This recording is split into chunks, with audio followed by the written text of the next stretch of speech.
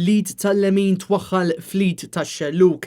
Hekk saħaq il-kelliem tal-Oppożizzjoni għall-Ambjent Robert Cutajar dwar l-aħbar li l-Kummissjoni Ewropea se tressaq lill-Gvern Malti quddiem il-Qorti Ewropea tal-Ġustizzja minħabba l-ammont kbir ta' drenaġġ li qed jintrema mill-Gvern Malti fl-Ibħra Maltin.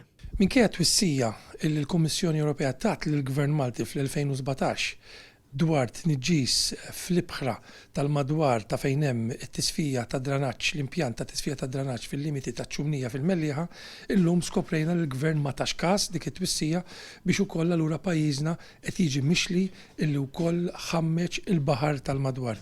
Hija ħasra illi sal-2013 propju pajjiżna kien magħruf illi konna l-aqwa u bl-iktar baħar nadif fl-Ewropa, illum spiċċajna wkoll għal darb'oħra fuq in-naħa l-ħażina tal-istorja. Il-Kummissarju Ewropea saħqet li l-Gvern Malti qed ifalli milli jimxi mad-direttiva tal-Unjoni Ewropea dwar il-mod kif id-dranaġġ jiġi ikkontrollat fil-pajjiżi membri, bil-konsegwenza li l-Baħar Malti kull sekonda qiegħed ikompli jitniġġes. Dan fil-waqt li l-Kummissjoni Ewropea kienet diġà ċanfret lill-Gvern Malti f'Marzu tal-2017. Mistoqsi dwar min se jkun qed iġorr ir-responsabilità ta' dan il-falliment, il-Ministru Aaron Farrugia farfar u tefa' t-tort kollu fuq il-kollega tiegħu il-Ministru Miriam Dalli. Mhix il-Ministru responsabbli minn das settur u jkun nuqqas minn naħa tiegħi jekk iwieġbek fisem Ministeru ieħor. L-era tkun qed tara li dak ix-xogħol li qed isir huwa konformi mad-direttivi. Dan ifisser li għalkemm it-tniġġis ambjentali jaqa' taħt id-Dekasteru ta' Aaron Farrugia u mhux les li jġorr din ir-responsabilità. Fid-dawl ta' dan kollu id-Deputat Nazzjonalista Robert Cutajar qal li meta l-affarijiet ikunu sejrin tajjeb id-Deputati Laburisti kollha issibhom lesti biex jippupaw sidrhom u jidhru.